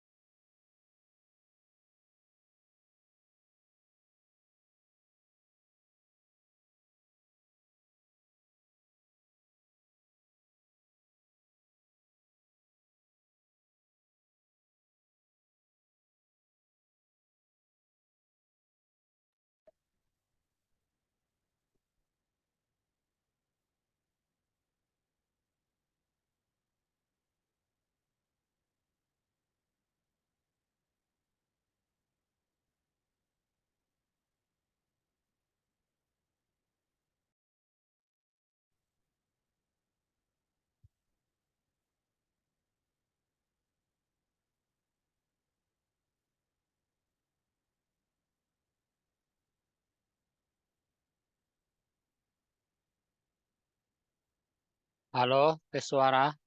Tes suara. Masuk, Pak. Halo Ada ya, ini? nggak ada suaranya, Pak. Ada toh? Ada, Pak. Pak Januar, bagaimana? Pak Januar masih Pak moderator? Tampak kayak sih Pak Januar tadi lagi gangguan sinyal ya. Oke, boleh saya bantu handle untuk moderator. Oke, terima kasih untuk kelompok 7 yang sudah mengabarkan tentang asuhan perawatan luka bakar. Selanjutnya mungkin satu lagi ya, terakhir ya, kelompok 8 ya. Iya, Pak. Silahkan kelompok Iya, 8, Pak. langsung Ya, saja. baik, Pak. Sebentar, saya izin untuk share screen terlebih dahulu.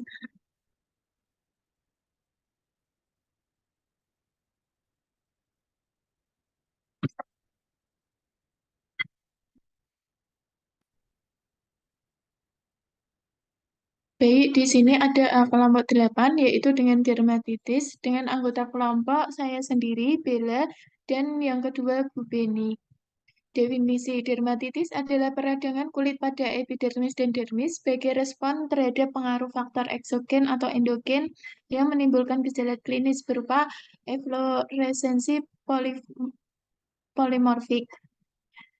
Dermatitis kontak ialah dermatitis karena kontak eksternal yang menimbulkan fenomen sensitasi atau alergik atau toksik yaitu iritan. Dermatitis kontak dibagi menjadi dua, yaitu kontak iritan dan kontak alergi. Dermatitis kontak iritan terjadi setelah pajanan lama atau berulang pada trauma fisik atau kimiawi, misalnya cairan industri, dan bisa terjadi pada siapapun yang terpajan. Sedangkan dermatitis kontak alergi yaitu penyakit yang timbul akibat terjadinya reaksi hipersensitivitas tipe lambat terhadap suatu alergen eksternal. Dermatitis kontak alergika adalah dermatitis yang timbul akibat paparan alergen, baik sebentar maupun bertahun-tahun. Dermatitis kontak alergi tidak berhubungan dengan atopi, tapi berhubungan dengan reaksi hipersensitivitas tipe 4 yang juga dimediatori oleh limfosit yang dapat menyebabkan inflamasi kulit. Dermatitis kontak alergi disebabkan oleh substansi dari luar. Pada dermatitis ini timbul reaksi imunologik, reaksi antigen-antibodi dapat terjadi akut, subakut, dan kronik. Sistem integumen merupakan suatu massa atau jaringan terbesar di tubuh. Kulit bekerja melindungi struktur-struktur di bawahnya dan berfungsi sebagai cadangan kalori. Kulit mencerminkan emosi dan stres yang dapat dialami, serta berdampak pada penghargaan orang lain terhadap kita. Selama hidup, kulit dapat terpotong, tergigit, mengalami iritasi, terbakar, atau terinfeksi. Akan tetapi memiliki kapasitas dan daya tahan yang luar biasa untuk pulih. Kulit merupakan organ tubuh yang terletak paling luar dan membatasi tubuh paling luar. Kulit tidak bisa terpisah dari kehidupan manusia yang merupakan organ esensial dan vital. Kulit juga merupakan cermin kesehatan dari kehidupan seseorang.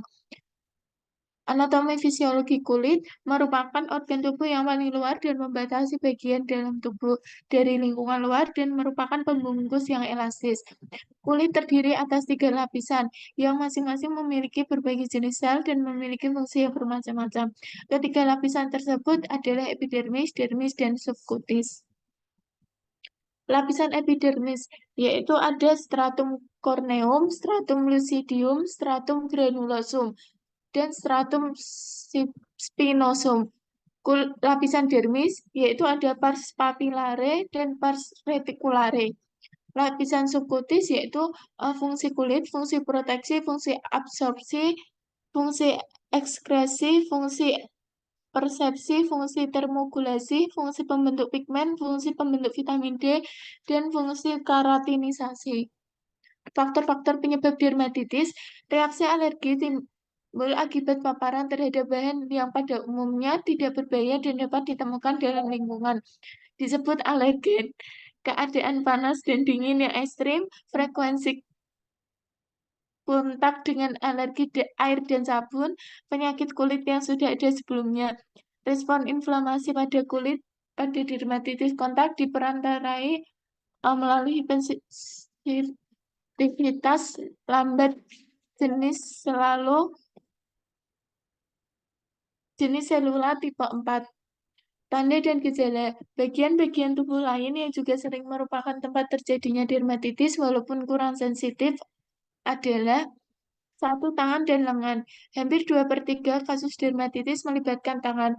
Pada kasus dermatitis, karena pekerjaan erupsi pertama muncul di tangan, kemudian menyebar ke lengan bawah. Cairan biasanya berefek di interdigital space. Host waves kontak dermatitis biasanya muncul di bawah cincin kawin. Pada pekerja yang menggunakan karet pelindung, dermatitis biasanya muncul pada sisi atas karet pelindung. 2. Muka. Daerah yang paling sering terkenal setelah lengan dan tangan biasanya dipengaruhi oleh pemakaian kosmetik atau obat, juga oleh respon terhadap suatu kontak dan daerah sekitarnya, terutama dan kelopak mata. Bibir dan daerah perioral biasanya disebabkan oleh lipstik dan bermanifestasi bibir kering dan pecah. 4.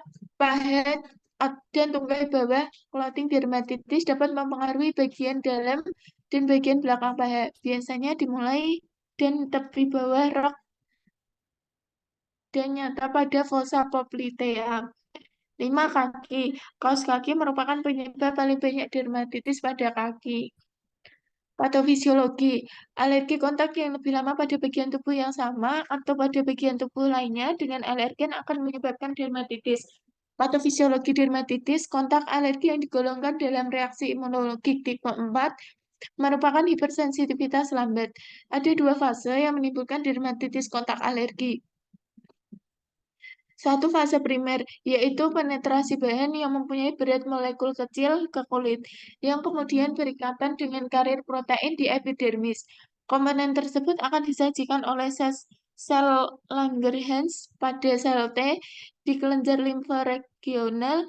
Kompleks yang terbentuk akan merangsang sel limfosit T di daerah parakorteks untuk memperbanyak diri dan berdiferensiasi menjadi sel T efektor dan sel memori. Terbentuklah sel T memori yang akan bermigrasi ke kulit, peredaran perifer, dan lain-lain. Fase sekunder, yaitu perjalanan Hepburn pada individu yang telah tersensitasi, sehingga antigen disajikan lagi oleh sel Langerhans ke sel T memori di kulit dan limfa regional. Kemudian terjadi reaksi imun yang menghasilkan limfokin. Terjadi reaksi inflamasi yang pertama perantara sel T karena lepasnya bahan-bahan limfokin dan sitokin. Terjadinya reaksi ini maksimum 24-48 jam. Setelah pemajanan alergen pada kulit, antigen tersebut secara imunologi ditangkap oleh sel T Langerhans. Kemudian diproses dan disajikan kepada limfosit T dengan bantuan molekul MHC kelas 2. Sel Langerhans dan keratinosit akan menghasilkan interkulin, dan sel Langerhans akan mengalami perubahan morfosis menjadi sel Langerhans yang aktif menjadi penyaji sel. Sel ini akan bergerak ke kulit ke dermis, parakortikal, kelenjar limfa. Sel Langerhans akan menyajikan dalam bentuk yang sesuai dengan HLA-DR dengan reseptor HLA-DR yang dimiliki oleh sel limfosit T. APCS lain seperti sel monosit dan makrofag hanya dapat merangsang sel T memori, tidak dapat mengaktifkan sel T yang belum disensitasi. Pada fase efferent, ini THI terletak di sekitar pembuluh darah kapiler di dermis. Selain itu, sel limfosit T itu harus diaktifkan oleh interkulen I yang dibagikan oleh sel sederhana dan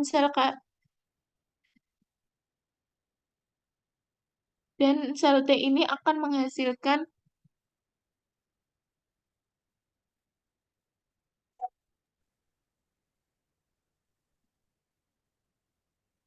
selanjutnya akan dilanjutkan Mbak Beni.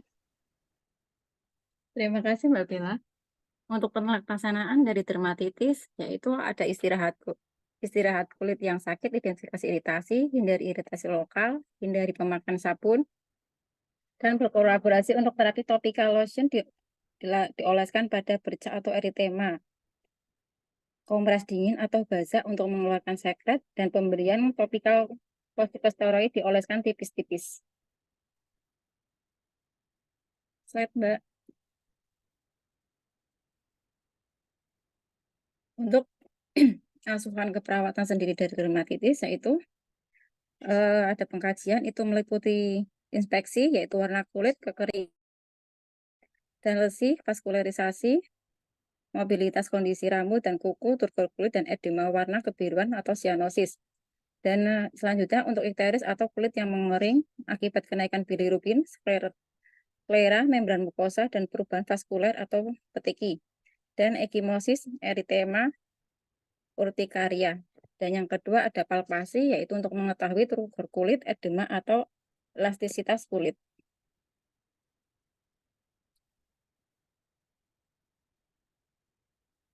Untuk analisa datanya sendiri, data dasar adalah kumpulan data yang berisikan mengenai status kesehatan klien, kemampuan klien untuk mengelola kesehatan terhadap dirinya sendiri, atau hasil konsultasi dari medis atau profesional kesehatan lainnya. Data fokus adalah data perubahan atau respon klien terhadap kesehatan dan masalah kesehatan, serta hal-hal yang mencakup tindakan yang dilaksanakan terhadap klien menurut Porter and Perry tahun 2005.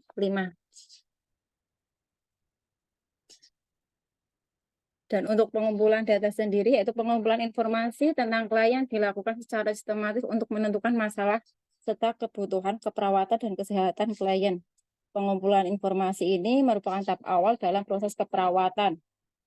Dari informasi ini dapat terkumpul atau didapatkan data dasar tentang masalah yang dihadapi klien.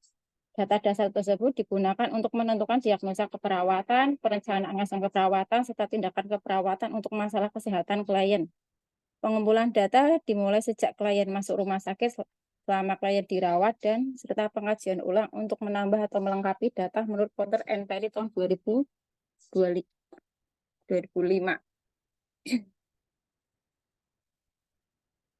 Dan tujuan dari pengumpulan data sendiri ada 4, yaitu memperoleh informasi tentang keadaan kesehatan pasien, untuk menentukan masalah kesehatan dan keperawatan, untuk menilai tindakan kesehatan pasien, untuk membuat keputusan yang tepat dalam membentuk atau menentukan langkah-langkah. Untuk data subjektifnya, data yang didapatkan dari pasien sebagai suhu pendapat terhadap suatu situasi dan kejadian. Informasi ini tidak bisa ditentukan oleh perawat, mencakup persepsi, perasaan, ide pasien tentang status kesehatan, misalnya tentang nyeri, pasien lemah, ketakutan, kecemasan, frustasi, mual, dan perasaan malu. Dan untuk data objektifnya, data ini dapat diobservasi dan diukur menggunakan panca indera, atau yang dilihat, didengar, dicium, atau diraba. Selama pemeriksaan fisik, misalnya frekuensi nadi, pernafasan, tekanan darah, edema, berat badan, dan tingkat kesadaran.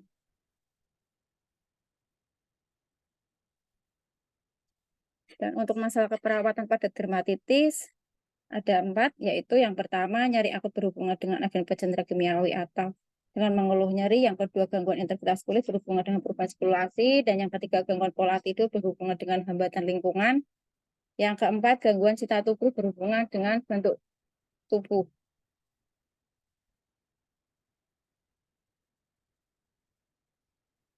Slide, Mbak. Slide, Mbak.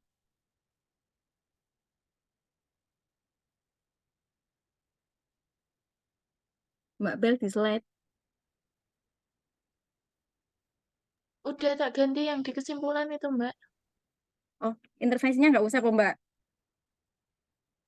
Langsung aja, Mbak Ben. Oh, langsung aja. kepencet kayaknya. Enggak, ini soalnya PPT-nya yang kebetulan memang masih di atas, Mbak Bel.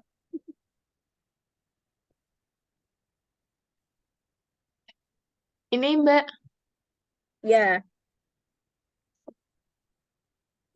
Dan untuk intervensinya, ini untuk diagnosa pertama, ya setelah dilakukan keperawatan tindakan selama 2 kali 24 jam, diharapkan nyeri menurun dengan kereta hasil.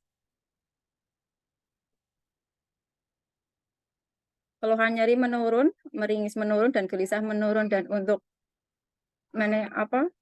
manajemen nyerinya di tahap observasi, yaitu identifikasi lokasi, karakteristik, durasi, frekuensi, kualitas, dan intensitas nyeri, identifikasi skala nyeri, identifikasi respon nyeri, dan nonverbal untuk terapeutiknya.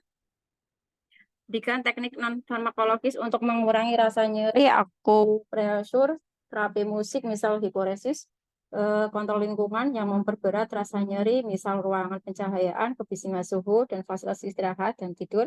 Untuk edukasinya, jelaskan penyebab, periode, dan pemicu nyeri, jelaskan strategi, meredakan nyeri, anjurkan monitor nyeri secara mandiri, dan kolaborasi pemberian analgetik jika diperlukan. Dan yang kedua, diagnosa gangguan integritas kulit dengan perubahan sirkulasi setelah dilakukan tindakan selama 2x24 jam.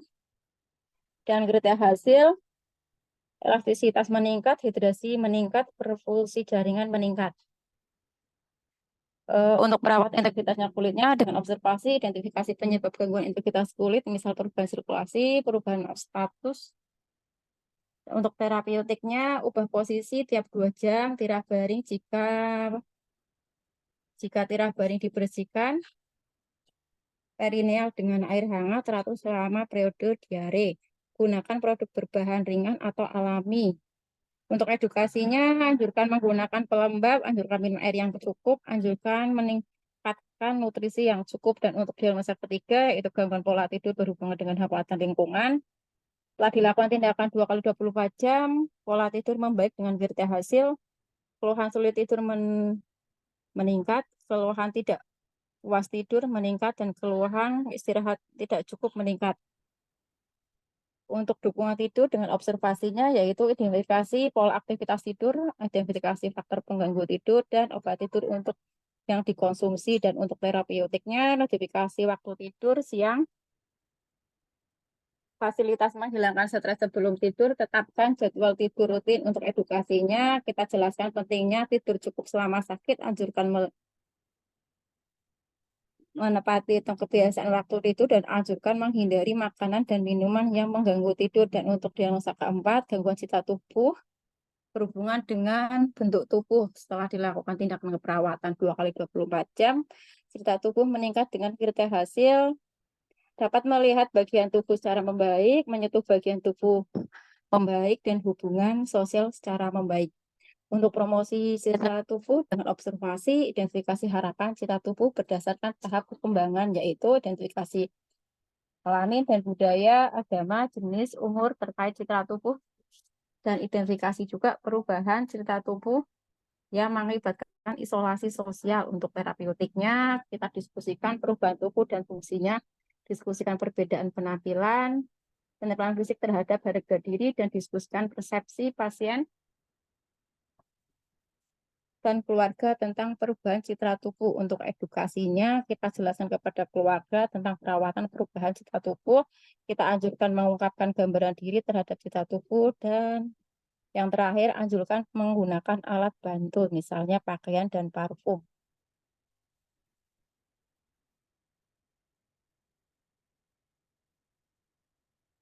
Dan untuk kesimpulan dari dermatitis ini sendiri, yaitu peradangan kulit epidermis dan dermis sebagai respon terhadap